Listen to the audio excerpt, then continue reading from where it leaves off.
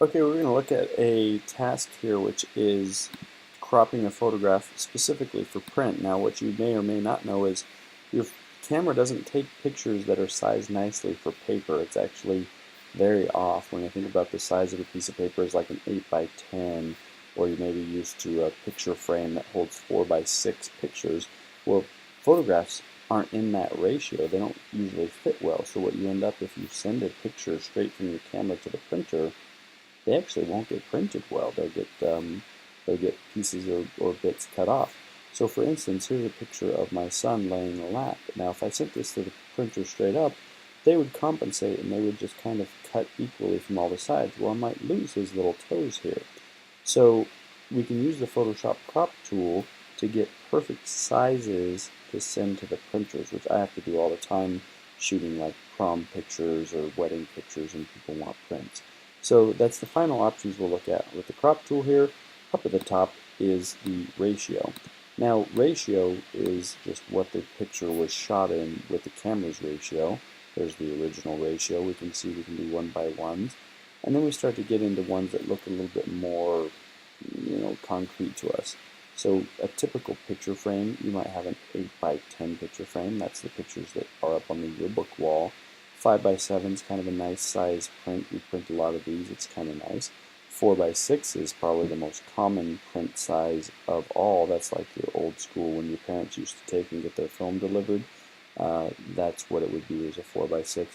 Or 16 by 9 is a little bit more of a ratio like what would fit on a television screen. So if I was going to do a bunch of pictures, say for like a slideshow at a graduation, I would crop them all down to 16 by 9. Now that does not mean that it makes the print or the image actually 5 inches by 7 inches. It just means that it makes it so it's some kind of mathematical difference of that. So if it was a really large image, it might be 10 times 14, which means if I print it on a 5 by 7, it will still fit as it gets downsized. So I don't want you to think that like, oh, I don't want to shrink my image down to a 1 inch by 1 inch. That's not what it's saying. It's just saying it's a ratio value. So ultimately what you end up doing a lot of times is you have a little printer, a photo printer or something that's going to print on like an 8 by 10 sheet of paper, or you have some 4 by 6 photo paper which is really cheap and you want to decorate your locker in it. So we're going to do that here today for our task. We'll go 4 by 6. Now what you'll notice, let me zoom out and do that again. When you choose 4 by 6, all of a sudden my crop window automatically becomes 4 by 6. That's 4 long, 6 down. Now that's not really working for me because this picture is not shot vertically. So you'll see the little button up here, which is the little flip-flop.